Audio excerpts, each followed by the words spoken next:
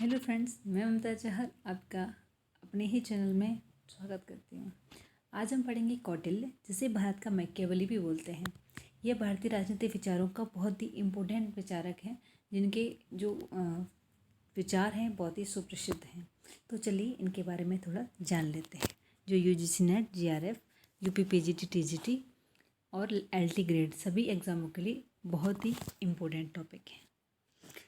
अभी थोड़ा इसका जीवन परिचय देखते हैं। इनका जन्म जो हुआ था 375 BCE में हुआ था। निवासी ये तक्षशिला जो पाकिस्तान में पड़ता है अभी, वहाँ पर था इनका निवास। ये वहाँ के निवासी थे।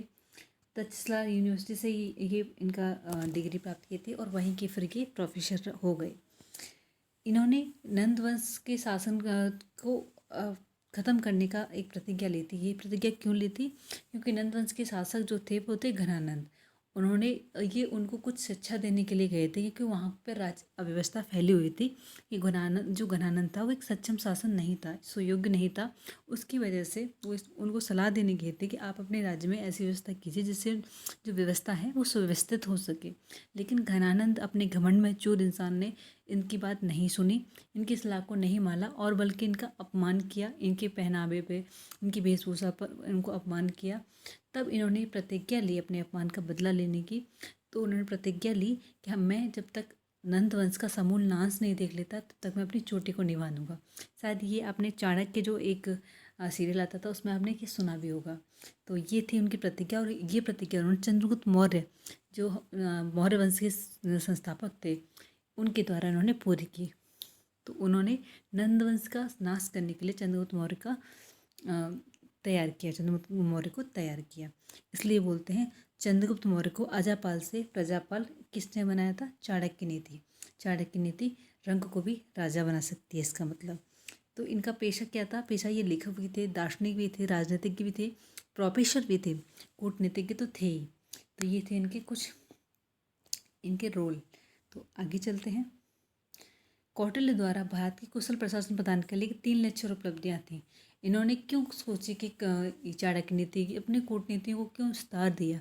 तो उस समय की जो परिस्थिति थी वो ऐसे थी कि पहले तो नंद वंश का जो वो था, मतलब क्या था, आधिपत्य जो था, जो अत्याचार था, उसको उससे मुक्त कराना था भारत को। भारत का बहुत बड़ा हिस्सा था नंद वंश के अंदर, तो उसको मुक्त कराना था उसके अत्याचारों से, उनकी सुव्यवस्था से हटाना था। तो पहला तो उन्होंने प्रतिज्ञा ली थी, तो उस मेन कारण तो नंदवंश का नाश ही था।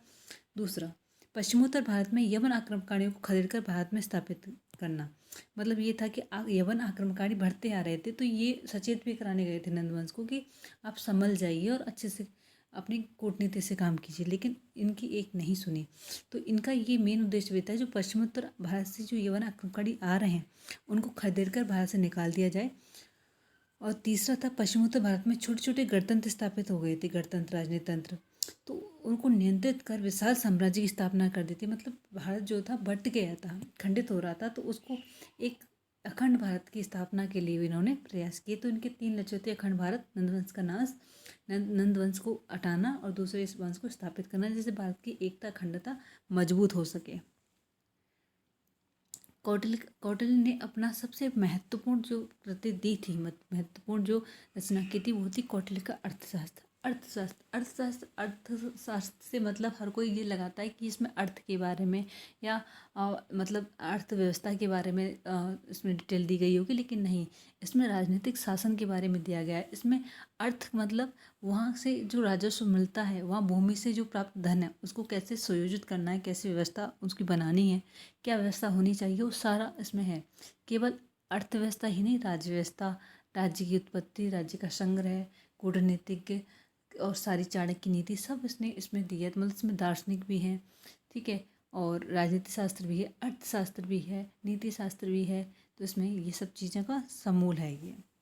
तो अब इसमें अर्थशास्त्र के बारे में देख लेते हैं। कौटिल्य को विष्णुगुप्त भी कहते हैं और चाणक्य भी कहते हैं। चाणक्य इसलिए कहते हैं क्योंकि चणक इनके पिता का नाम था, जिससे इनके पिता के नाम पर ही इनका नाम पड़ा चाणक्य। कौटिल्य के अर्थशास्त्र में 15 भाग थे, 6000 श्लोक थे और 180 प्रकरण थे, 150 अध्याय थे। सरकार के 34 विभागों का उसने वर्णन किया था। विषय राजनीतिक क्षेत्र, दार्शनिक क्षेत्र भी था, राजनीतिक क्षेत्र भी था, अर्थशास्त्र भी था और नीति शास्त्र भी था। अर्थशास्त्र का विचार क्षेत्र, अर्थशास्त्र में क्या क्या दिया गया था, राज्य का स्वरूप कैसा होना चाहिए उसमें बताया गया था। राज्य का स्वरूप उसने बताया था राजतंत्र का समर्थन करते थे कौटिल्य, तो उसमें राजतंत्र के बारे में ज़्यादा समर्थन किया था। राजसत्ता के उदय पूर्व शासन कैसा था, मत्स्य न्याय का शासन था। अर्थशास्त्र में बताया गया है कि राज्य से जो उदय हुआ है, जो कौटिल्य का राज्य, जिसके कौटिल्य के विचार में जो राज्य का उदय हुआ है, उसमें राज्य का, उससे पहले राज्य कैसा था, तो मत्स्य न्याय की स्थापना थी। मत्स्य न्याय का मतलब ये था कि अगर कोई बड़ी मछली है तो बड़ी मछली अपने प्रभाव में आकर छोटी मछलियों को खा जाती है। तो इसका मतलब जो है ये है कि जो राजा बड़ा होता है, जिस पर ज़्यादा पावर होती है, वो अपने छोटे छोटे जो जिन पर कम पावर होती है उनको खा जाता है। तो इसलिए इस शासन को उठाकर उन्होंने राजतंत्र या गणतंत्र को सपोर्ट किया। कर भाग कैसे लेते थे, ये अन्न का छठा भाग लेते थे और स्वर्ण या व्यापारी सामग्री जो थी उसका 10वां भाग लेते थे। क्यों लेते थे, इसका मेन उद्देश्य था, अगर कर के बदले में ये क्या देते थे, तो अगर राजा कर ले रहा है प्रजा से तो उसका दायित्व तो बनता है कि वो प्रजा की सुरक्षा और रक्षा कर सके। तो सुरक्षा और समृद्धि का तो 3 लक्ष्य थे। अगर कर लेता है राजा तो उसका दायित्व भी बनता है। सिर्फ अधिकार ही नहीं, दायित्व को भी इन्होंने सपोर्ट किया था, मतलब अधिकार के साथ कर्तव्य को भी समान महत्व दिया। तो राजा का दायित्व उन्होंने 3 बताए थे, प्रजा को सुरक्षा और समृद्धि देना।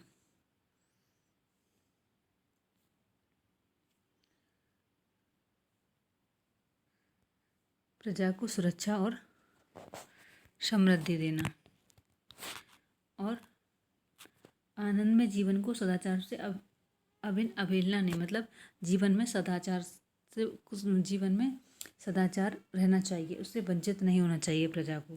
प्रजा की सुरक्षा में के लिए 8 प्रकार के, 1 मिनट कलर चेंज कर लेती हूँ, इसमें थोड़ा कम दिख रहा है।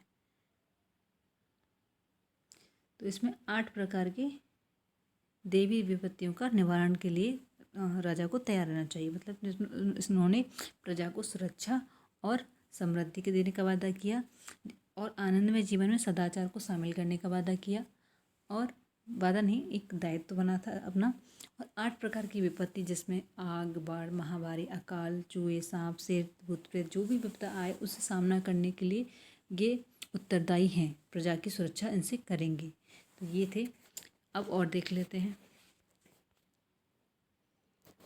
राजा की उत्पत्ति स्वयं नहीं हुई, सामाजिक अनुबंध से हुई। एक समाज में समझौता हुआ, सभी समाज में और राज्य के बीच समझौता हुआ, जिसके परिणाम स्वरूप राजा की उत्पत्ति हुई। एक समाज में समझौता हुआ, उन्हें अधिकार दिया गया राजा को, तो अधिकार के साथ प्रजा ने दायित्व भी दिए। अगर आप हमारे दायित्व जो दिए गए उनका अगर पालन नहीं करेंगे तो आपको हटा भी दिया जाएगा। तो उस प्रजा को विरोध करने का भी अधिकार दिया गया और राजा को हटाने का भी अधिकार दिया गया। तो ये था सामाजिक अनुबंध से, प्लस स्वतः नहीं, उनमें मतलब ये था कि वो एकदम निरंकुश नहीं हो सकते थे प्रजा। राजा को वैसे पूरी सत्ता थी, जो कौटिल्य ने राजा को सबसे ऊपर सर्वोच्च माना था, लेकिन निर्मुक्त नहीं माना था। मतलब वो इतना स्वतंत्र नहीं है, सर्वोच्च तो है लेकिन अपने दायित्व से बंधा हुआ है, जिस पर मंत्रिपरिषद, धर्म और प्रजा का तीनों के लिए वो उत्तरदायी बनता है। उसको तीनों को जवाब देना है और उनके अंडर ही काम करना है। तो राजा सर्वोच्च तो है लेकिन वो अधीन भी है तीनों के। तो उन्होंने स्वतंत्रता के साथ थोड़ी लगाम भी लगा के रखी है। तो राजा की उत्पत्ति सामाजिक अनुबंध से हुई है। तो राजा जो है समाज के लिए उत्तरदायी है। ये अर्थ को सर्वोच्च स्थान दिया। इन्होंने कहा अर्थ को संग्रह करने के लिए हमें साम दाम दंड भेद सारी चीज़ें अपनानी चाहिए और अपने क्षेत्र का विस्तार करने के लिए हमें साम दाम दंड भेद अपनानी चाहिए। राज्य का दंड नीति सिद्धांत भी दिया, जिस पर राज्य की स्थापना की। मतलब दंड नीति सिद्धांत की तरह राज्य का विस्तार किया जा सकता है। राज्य की शक्तियाँ सर्वाधिकारवादी राजसत्ता, मतलब राजा को सारी शक्तियाँ दी गई हैं। सर्वाधिकारवादी मतलब सबसे सर्वोच्च। अब इसमें राजा की सलाह के लिए मंत्रिपरिषद की भी भूमिका दिखाई है। कौटिल्य ने मंत्रिपरिषद की भूमिका को भी महत्वपूर्ण माना और मंत्रिपरिषद की भी इम्पोर्टेंस बताई और रखा भी। तो उन्होंने बोला, जिस प्रकार रथ एक चक्र के सहारे नहीं चल सकता, उसी प्रकार राजा को भी दूसरे चक्र अर्थात सहायक और परामर्शदाताओं की आवश्यकता होती है, इसलिए मंत्रिपरिषद आवश्यक है। तो मंत्रियों की इसमें नियुक्त करने की योग्यता थी, उनकी योग्यता के आधार पर। उनको वंशानुगत नहीं नियुक्त किया जाता था, मंत्रिपरिषद को योग्यता के आधार पर नियुक्त किया जाता था। मंत्रिपरिषद का जो प्रमुख होता था वो महामंत्री होता था। कोषाध्यक्ष बोलते हैं उसको सन्निधाता था। समाहर्ता जो था मुख्य कर संग्रह, समाहर्ता जो हमारता था वो मुख्य खर्च संग्रह करता था। संधि विग्राहक क्या होता था? जो शांति और युद्ध संबंधित विभागों के अध्यक्ष थे। मतलब जो शांति और युद्ध करने की कार्य को एडमिनिस्ट्रेट करता था वो था संधि विग्रह। समाहर्ता तो था जो टैक्स कलेक्शन करता था। आजकल जो होते हैं हमारे टैक्स ऑफिसर जो होते हैं, गुप्तचर व्यवस्था थी जिसके द्वारा हम राज्य में क्या अवस्थितता फैल रही है, क्या चीज़ें अव्यवस्थित हैं, व्यवस्थित हैं कि नहीं, तो के द्वारा, गुप्तचर अधिकारियों के द्वारा उससे पता लगाया जाता था राजा के द्वारा। मंत्री परिषद कार्य क्या थे? प्रशासनिक मामलों में विशेष राय देना, उनको परामर्श देना और सलाह देना, लेकिन राजा इनकी सलाह मानने के लिए बाध्य नहीं था।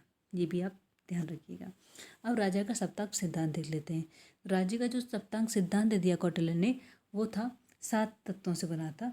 राज्य का सप्तांक सिद्धांत था शरीर, उन्होंने बोला है कि जैसे शरीर के हमारे अंग हैं, उनको अगर एक काट दिया जाए तो पूरा शरीर बेकार हो जाता है, उसकी सामर्थ्य कम हो जाती है। ऐसे ही हम राज्य किसी भी शरीर से किसी भी अंग को अलग नहीं कर सकते, ऐसे ही हम राज्य से इन 7 अंगों को अलग नहीं कर सकते।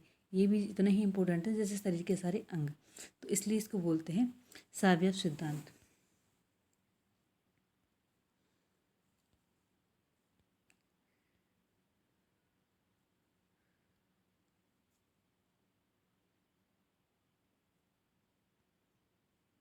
ठीक है, तो इसमें बताया था राज्य का जो सप्तांग सिद्धांत है वो राज्य के मूल तत्व और राज्य के आंगिक सिद्धांत का मिला जुला विवरण प्रस्तुत करता है। आंगिक सिद्धांत मतलब शरीर के अंग जैसे।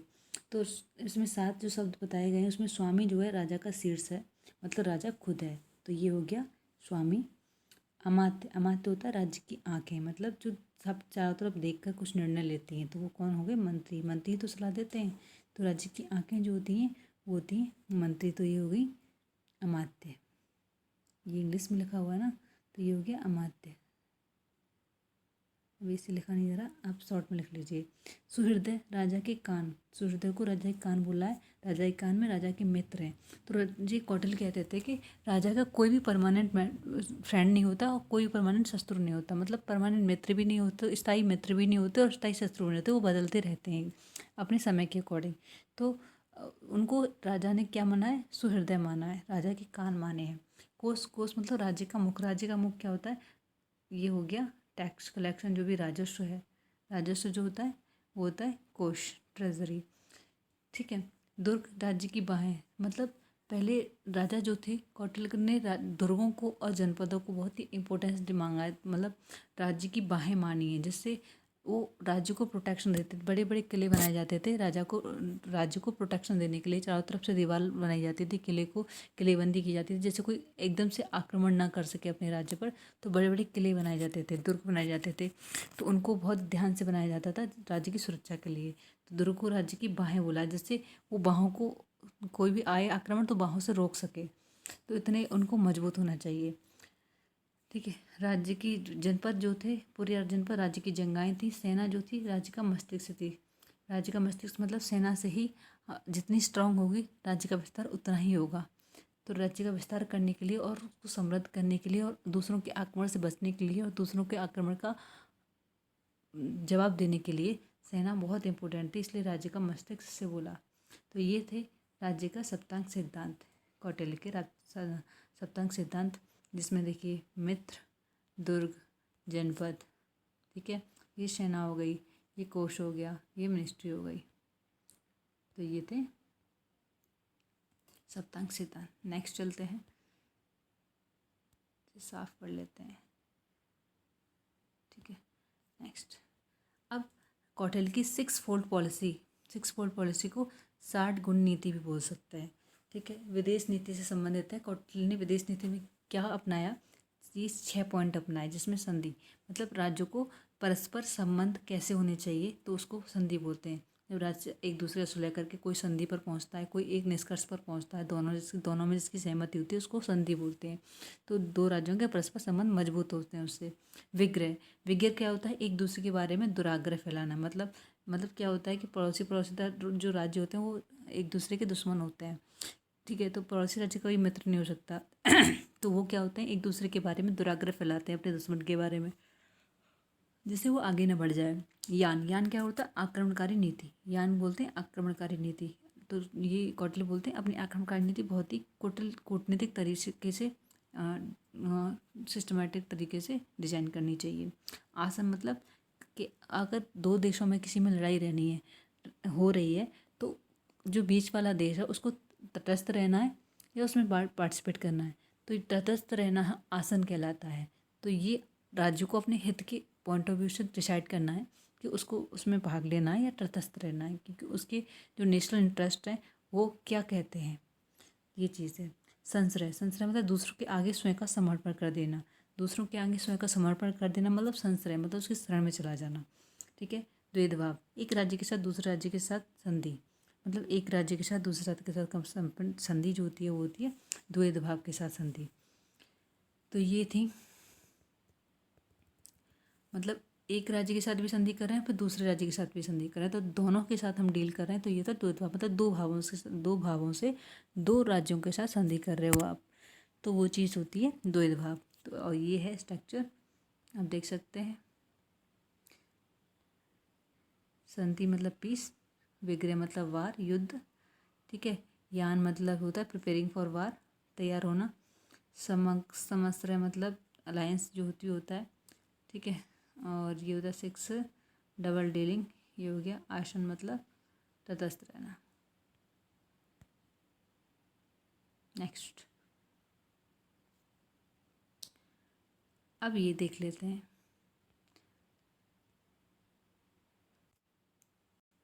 अब कौटिल्य और मैकियावली में क्या समानता है, आखिर कौटिल्य को भारत का मैकियावली क्यों बोलते हैं, तो इसके कुछ कारण हैं। देखिए, कौटिल्य और जो मैकियावली है ना, दोनों राष्ट्र को बहुत ही इम्पोर्टेंस देते हैं। राष्ट्र को सब कुछ समझते हैं, मतलब राष्ट्र के लिए सब कुछ, साम दाम दंड भेद सब कुछ जायज़ है। ठीक है। वो राज्य को ही अपना उद्देश्य मानते हैं।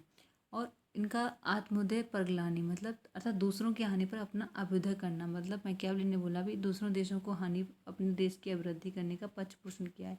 मतलब दोनों ने ये किया है कि अगर अपने देश का लाभ हो रहा है तो दूसरों की हानि करने में कोई बुराई नहीं है। तो मैकियावली और ये कौटिल्य हैं, दोनों ही इस बात पर सहमत हैं। दोनों एक समान स्वीकार करते हैं कि इस प्रयोजन की सिद्धि के लिए कितने भी धन या जन के व्यय से शत्रु का विनाश अवश्य करना चाहिए। अपने उद्देश्य की सिद्धि के लिए किसी भी साधन नैतिक अनैतिक का आश्रय लेना अनुचित नहीं है। मतलब ये किसी भी साम दाम दंड भेद की नीति के लिए दोनों ही तैयार रहते हैं।